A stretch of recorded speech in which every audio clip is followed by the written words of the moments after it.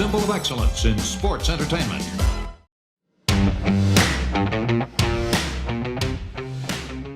All right, welcome, ladies and gentlemen, to another edition of Sitting Ringside. I am so happy. We just had like a 20-minute conversation about Shark Tank because she is an entrepreneur. She is formerly Nitro Girl Chae. I did see you actually a few years ago, but before that, it was 20. We're going to talk a little wrestling and WCW, but as I said, you're an entrepreneur. Welcome to Sitting Ringside, by the way. Yeah, thank you for having me, David. It's great seeing you. I know we saw each other in New York. I think it was like 2 years ago, right? 3 years ago, I think. Yeah. 3, okay. WrestleMania weekend, yeah. Yes. There's still a video out there floating around somewhere with a guy I don't talk to anymore that owns it. So. Right. I think we were talking about being Nitro moms or something like that. Yeah. So it's actually funny because we had Spice on a couple of months ago, and you could probably tell me a little bit more about this, but I asked her if there was if there was a lot of drama, and she said that there's people that wanted to develop like a quote unquote reality show, with Nitro Moms, or I forget what she called it, and then you guys, because you would have to create drama like the Real Housewives, you guys actually turned it down. Yes. Yeah. It's funny you say that too. I actually went through my hairdresser, believe it or not, in Dallas, somehow introduced me or like volunteered me unknowingly to a casting agent for Dallas Housewives. And the casting agent apparently went to my Facebook page, went to my husband's Facebook page, and she contacted me. And I toyed with the idea for a second. And and they ask you, can you take a picture of your house and send it? Oh, it looks nice. Yeah. So anyway, and then, and it wasn't my turning down, but I think after that, having talked with my husband a bit, even if they would have offered, they did not end up offering, they went with somebody else. But even if they would have offered, I wouldn't have gone for it because number one, I'm just like the least drama person. I would have just been like the flower wall, and they would have made me do things that it's just not in us. And same thing with the rest of the other girls. We genuinely really love and respect each other. And I don't think any amount of money would have made us create false drama, It would have been fun to watch though, like I told Spice. So we talked about, before we get to professional wrestling and your journey in it, you're an entrepreneur, easy for you to say. You have a product, it's utility patented, called Ring Along. You could check it out at ring-along, ALONG.com. Did I get that right? Yes. So tell the people that are checking this out on ad-free shows and for free around the world, tell them a little bit about the background of your product and show it to us if you don't mind. It looks cool. Yeah. So basically, right now I am kind of focusing towards the marketing towards women, because obviously who has more things that to carry around than us, right? Well, that's why I was going to let you describe it, because I have no description. But you know what? Like this, anybody can use it. I use it for our boys' sports bags. They play football, baseball. My girl plays lacrosse and softball, and between all these bags that have to go in between all these multiple bags, it's hard to keep things organized. So pretty much what it is, they're just storage pouches. They're individual storage pouches, right? Different sizes and different materials. But what's different about it is it's this ring on top. I don't know if you see it. Yeah. Clicks on like this. Oh, wow. That's easy. You can unclick it. So, and then what this does is this keeps it all together. And because all women's bags, it's just big empty space, right? And even if we have these, if it's not held together, we're still digging through to find, if I want a hand sanitizer or earplugs, I'm digging through it. But if you keep it like this, and because of, this is called host ring, since it's hinged, I can wrap it around the bag strap. Ah. So what happens is it keeps the pouches displayed on top and it doesn't drop to the bottom. And another thing that's neat about it that I did was, and all this is, it's like the utility patented. So that here's one of the pouch, right, with the ring. I also put one of these on there because at any time we carry a huge bag. But sometimes, like if I'm running into my son's football game, I don't need to take the whole bag, right? So what this does is I can just take the pouch with my phone and my money in it, and I just clip any kind of strap on it. And I can either, depending on the length, you can wear around your waist, you can do a crossbody across your body. So, so you only take what you need and leave what you don't behind. And even my husband has the set in his gym bag because his gym bag is just big open space and it's black, right? So he's constantly digging, but with everything all clipped in one ring, you just pull it out and you have all your little pouches there, plain sight, and you can just retrieve whatever it is that you need. Very cool. I could definitely, I'm going to show this to my wife for sure, because she's always switching up from the big bag to the tiny bag. Right. I'll tell her, could you hold something, my credit cards or my phone or whatever. And, sometimes she just drops it in this huge bag, and sometimes she has like a tiny one like you showed at the end. Yeah. But that's definitely cool. And you have a Kickstarter campaign going on until the 25th of the month. So I know they could go to ring-alone.com. Tell us a little bit about that. So, with Kickstarter, I learned more about Kickstarter the past 2 weeks of 2.5 weeks of having a live campaign than I really ever did researching and learning about it, prepping for Kickstarter. Kickstarter is a great platform, and but at the same time, there's just a lot of pre-work that goes into it. And because of my time constraint, I didn't put in that extra homework. But at the same time, it's okay. Like right now, I'm at 64% complete of my goal. And I have about 34% to go. I'm just getting really nervous at this point, but it's okay. Even if I don't reach my goal, I'm still forging forward with my dream and bringing it to life. So, but anything helps. I guess I'm just kind of like, there's no such thing as too small of support. Like you can donate $1 if you want to. That's why I wanted to have you on for sure to share it. I love entrepreneurship. I had a product. We talked about it before we went on the air. I won't bore anybody with it because it didn't end up working out, although it looked at one point like it was going to be a huge success. But I told you, if Shark Tank was around back then, I have no doubt that I would not be doing this podcast. I'd be in my. Come on, I thought you loved us.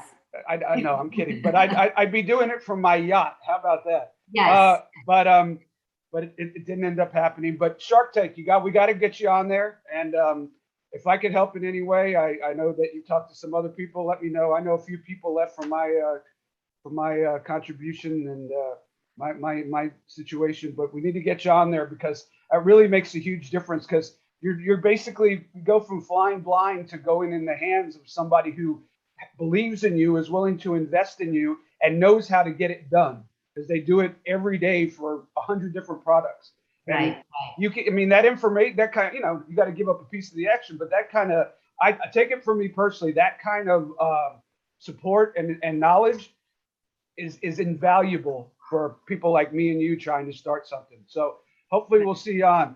We'll talk about Ring Along again at the end, but let's talk about wrestling. You miss the business? I do. I miss seeing my girls foremost. I miss it was another family that we had, and we experienced many new cities. We experienced, new countries, and it really was, I have to say, I have to also, my, parenting is my most important, but it was a part of my life that I would love to do over. And I think I would cherish it more. And in a way, like all this social media right now, it's good and bad. I kind of wish, I'm glad that not every day of my every day of my years with WCW wasn't recorded digitally. But at the same time, there's so many pictures that were lost. Back then it's the film. So I just wish that I could kind of go back and take snapshots. Load some images and pictures and videos to Instagram and come right back. Yeah, I'm with you on the photos and the time you want to record the time, so you could have the memory. But I am so glad that there was no social media back then. It'd have been the end of it wouldn't have been fun. I'm just so happy. That's why we go back and we get selective. Yeah, exactly. We take videos and pictures. I have a little Twitter account. I have 5,000, I think, followers, which is humbling actually for somebody like me. And there's a lot of stuff that I just won't even tweet about. Politics, and news, nothing. I tweet about wrestling, basically Rays baseball. I'm a Tampa Bay Rays fan. Fantasy football during the season, and various and sundry things that have nothing to do that could piss anybody off or upset anybody. And then even then, I'm like, there's half the stuff I write, I don't end up hitting send because I'm afraid it's gonna, make somebody the wrong way. So you always have to put it through many filters. Yes. Right? Yeah. So I'm very good. Anyway, so were you a wrestling fan at all? Do you have any idea what you were getting into?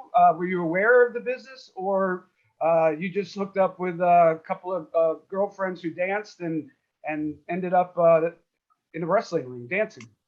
I mean, everybody knows Hulk Hogan, right? And I only knew Hulk Hogan because my grandpa, he watched wrestling. But I didn't really know all that was going on with the popularity of professional wrestling at the time. And I was cheering for the Falcons, and AC Jazz, she used to cheer for the Falcons, and Kimberly connected with her at Main Event. And so Amy told Kimberly, hey, I have contact with Atlanta Falcons, so let me reach out to the girls and see if anybody wants to come and audition for you. So it was a private audition just for the Atlanta Falcon cheerleaders. Oh, cool. Mm-hmm.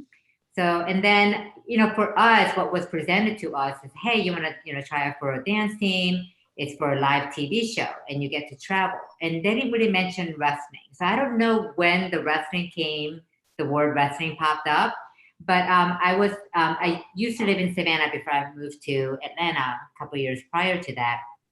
And I went to visit a couple of friends of mine, and one of my girlfriend's boyfriend was managing a really popular sports bar in Savannah. And in passing, I think we're like walking in the parking lot. He was asking about what was going on. And I told him, yeah, I just got a new job. It's dancing for some show, something about Monday and Nitro. I mean, he like just, I'll never forget, he did one of the slow motion kind of churn, and he said, WCW Monday Night Nitro. And I'm like thinking, why is he talking like that? And I said, yeah, that's it. And he just about fell over in the parking lot, because he said that is by far the most exciting, profitable, and busiest night of the week. It's Monday night. Oh, wow. Monday Night Nitro party at the sports party he was managing. So even so then I had no idea. And of course we went to, and even practicing a couple months leading up to it, I had no idea. And I don't really think, and I can't remember either. I don't know if I actually even sat down to even watch a Nitro show. I don't think I did. And then it was a SummerSlam, I think, at Daytona Beach, the day before we debuted in Orlando. So Kimberly and the girls, and we followed Kimberly there and we practiced and stuff. And first experience was the hotel scene. I mean, there were fans everywhere. And at first, I didn't know what they were there for. And once I put two and two together, I realized, okay, this is kind of big deal. And we were just following Kimberly around like a little ducklings. And then the Monday night show came, and walking out into that arena was, I mean, I thought Falcons was great. But I have to say, at the time, I think the most fans we had during the times I was with Falcons was only when we played the Steelers. Any other time that it wasn't even half packed. So, but seeing a packed house and the energy, it was just something I'll never forget. Talk to me about, it was fun to talk to Melissa about this. Talk to me about getting to see, you talked about walking like a little ducklings behind Kimberly, and showing up at the hotel and realizing that this is sort of a cultish kind of thing. And how long did it take for you to really realize, and what were your thoughts when you really realized what you were involved in? And that I would imagine not long after you started, people were asking you for photos and autographs and stuff like that. How does that change somebody? Because it changed me a little bit. Well, twofold, so we debuted in July, and we was AC Jazz and Fire and I, we were in Hawaii for Pro Bowl the following February. And we rented a Jeep, we're driving around, and this is in Hawaii, like, 8 to 9 hour flight far away. And we were at a stoplight, and this car pulled up next to us and asked us if we were the Nitro Girls. I mean, think about it. Here's Amy with her long blonde hair. Here's Terry with this bright red hair. And here's me. So they asked if we were the Nitro Girls. And we were, at first, we're like, are they talking to us? Like, it was kind of a surreal moment. And I think that's like that one time we thought, okay, because we're there at the show. We don't really see, we really don't see how far all that reaches, right? And so that was an experience. So as far as if it changed us, I know I can say for myself and most of the girls, till the very last day, I just kind of never always wondered what the big fuss was about for us. And I think it's individually as a person. And at the same time, we knew what our place was within the industry and the company, right? We always knew we weren't the main dish. We were just like a little garnish on the side. You know what I mean? Whether it's a little, green something, right? Parsley on the side of the plate. So we always knew our place within the business. So we never really kind of got too big for our, for our head. We never got too big for ourselves at all. And I always also say that in good times and in hard times, we just become more of who we truly are. And the girls were just always humbled, so down to earth. And when something like that happens, we remained humbled and down to earth. And I can say that for every one of us. Yeah, you guys were. And it's easy to get caught up in the weekly circus that is professional wrestling, at least back then. So you guys are doing your thing. You're dancing, you're before the show, during shows, it's all going well. And all of a sudden, some guy named Vince Russo takes over, and he doesn't like dancing girls. He likes wrestling girls, but you guys aren't wrestlers. Talk to me about the transition that happened there. And I know they kept the Nitro Girls around a little bit. I think that you dabbled in wrestling a little bit. Were you excited about it? Were you horrified by it? What were your thoughts?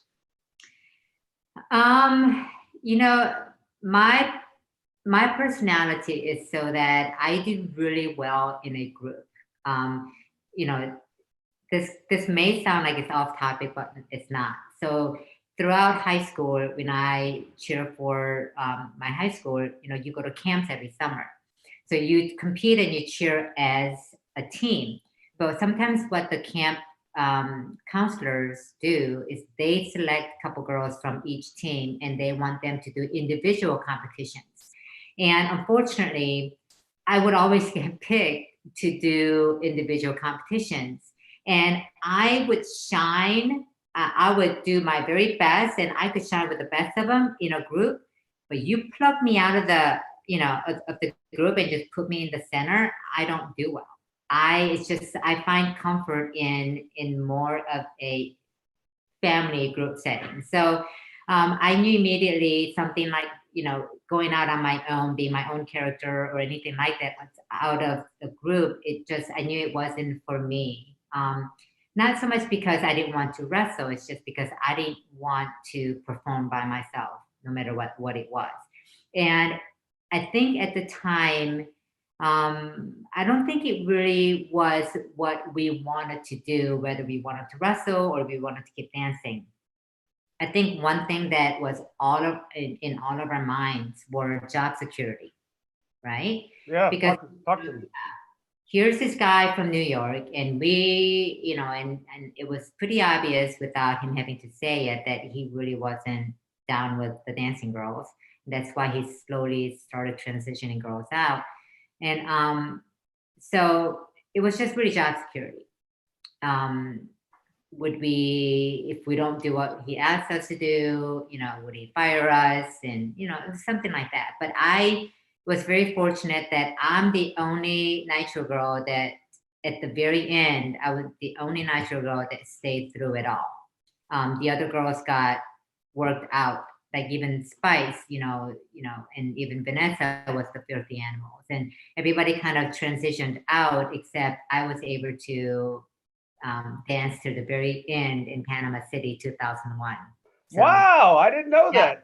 Yeah, I was with all the new Nitro girls, but I was the only original. Was there anybody, a couple of names come to mind, but was there anybody that you saw that really embraced the wrestling side of it, that was like really excited? Like Charmelka off the top of my head. Oh my gosh, of course. Charmel, Melissa, Vanessa. Like that whole move with the, what's it called, full of face or something? Face full of, or what was the move? I don't remember, but I remember the move. I don't remember. I know the move. I can see the move, but I don't remember what it was called. But face buster or something. Yes, something like that. And it comes down to talent. It comes down to showmanship.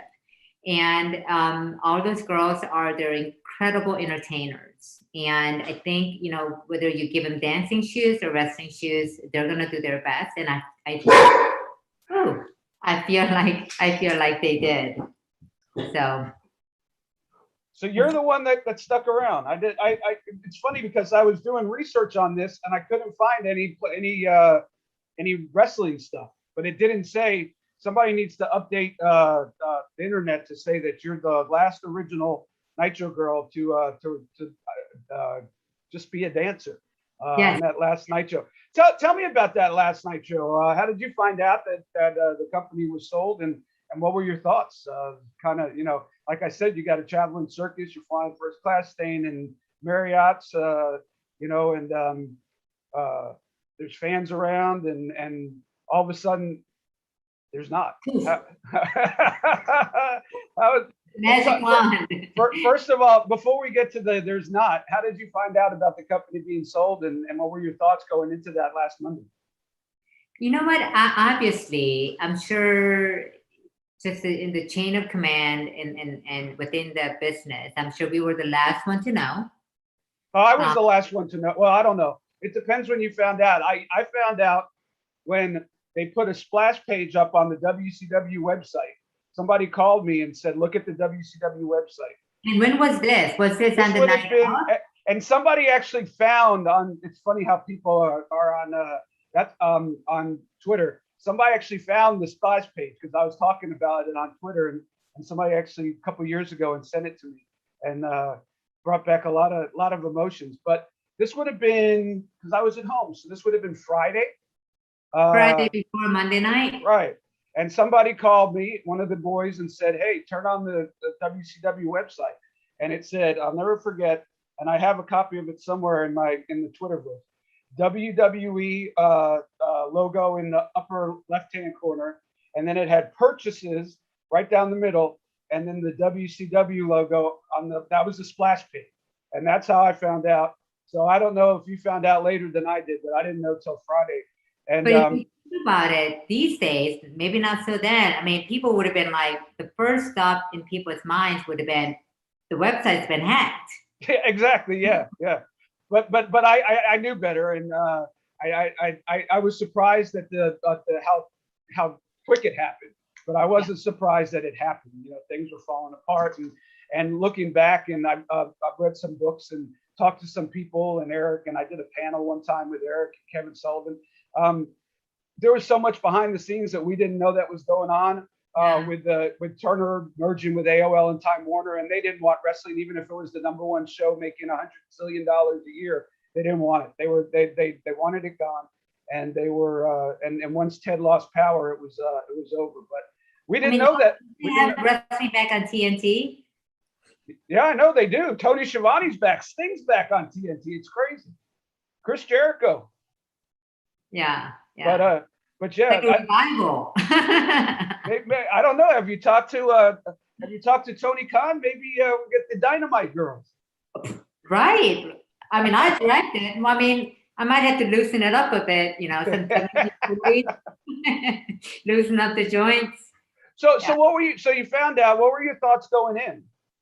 So as you know, there was a lot of just rumors and speculations before it, and I knew that Eric was really trying hard, or even almost, I mean, we really thought it was going to be Eric that's going to come save the day, right?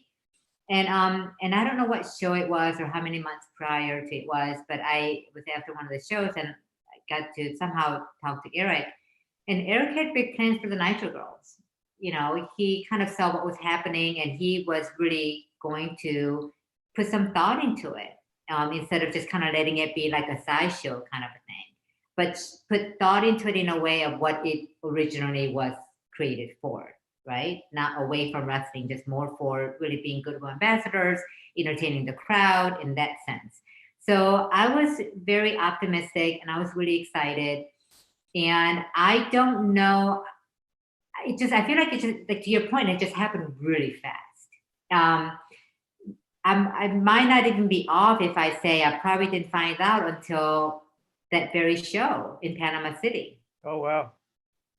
And it was like, all of a sudden, I felt like I was at some kind of a big New Year's Eve celebration. It went straight into, I turn around and it's like I'm at a funeral. You know, that's what it felt like. That's a good way to put it. Yeah. So we, you know, I always say the roar of a crowd is a drug.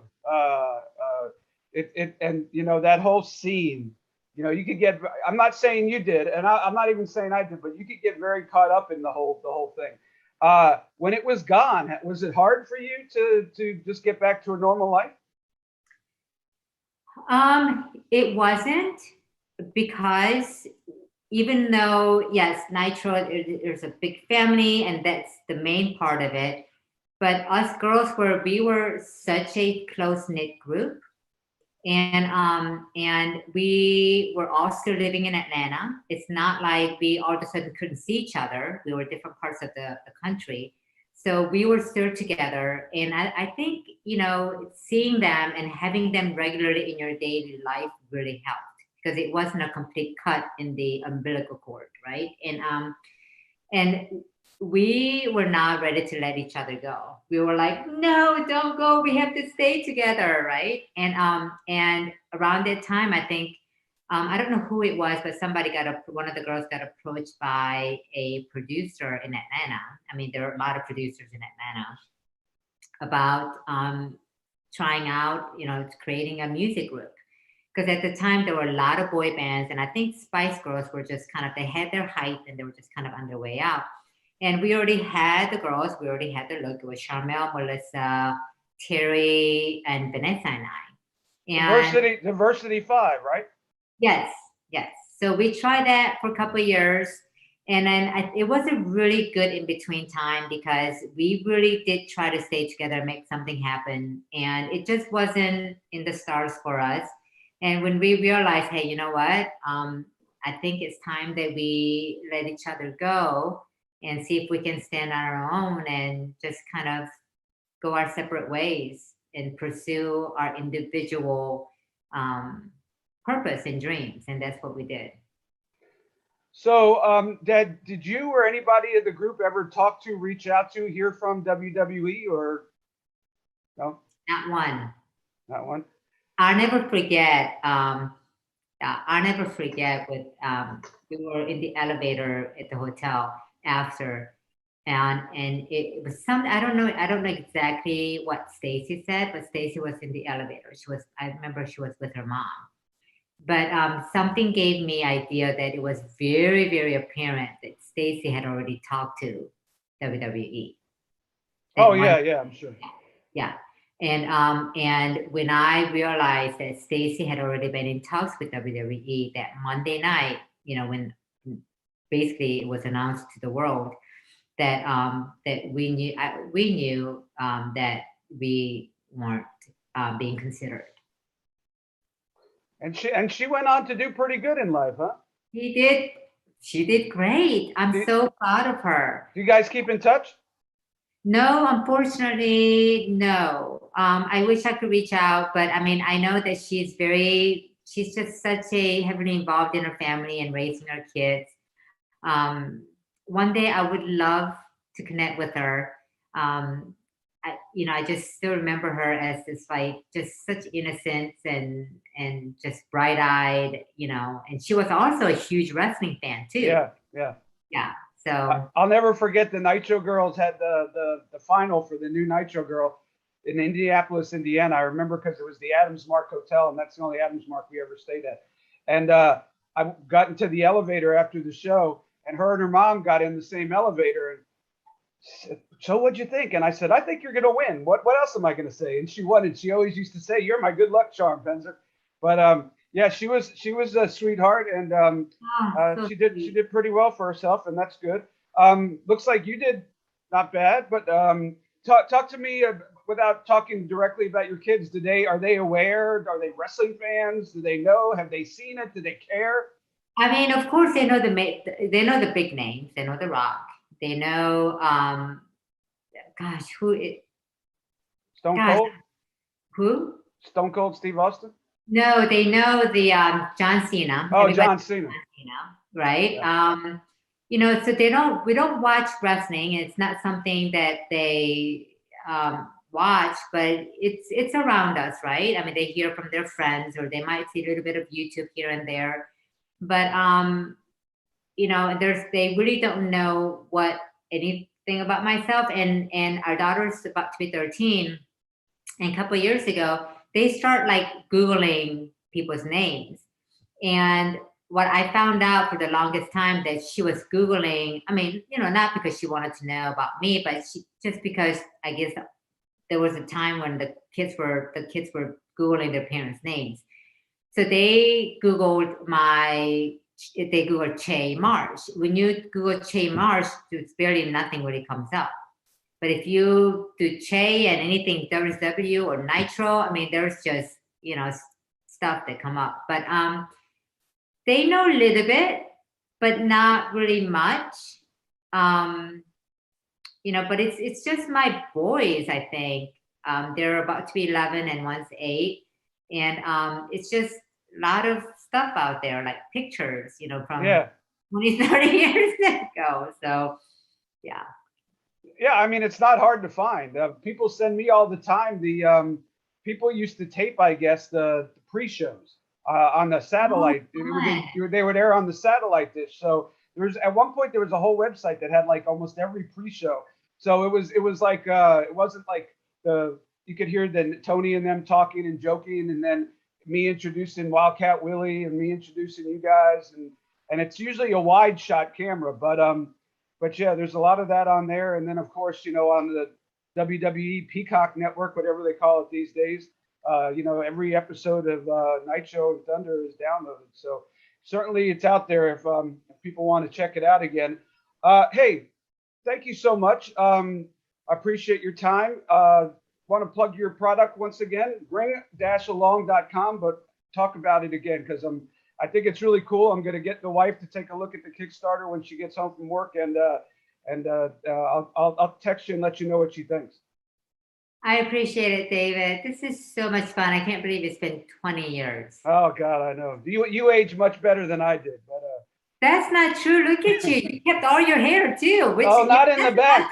Said. If there was a back shot, like I work for Impact Wrestling now, and a lot of times they get a back shot of my hair because I sit behind the hard camera, and I almost think sometimes they do it just to rip me because it drives me nuts because I can't see it unless I want to see it. But but there's one in the back. But anyway, ringalong.com, ring-along.com. We are going to be looking for you on an upcoming episode of Shark Tank, and we're going to continue to follow your story here on Sitting Ringside. And are you on social media at all?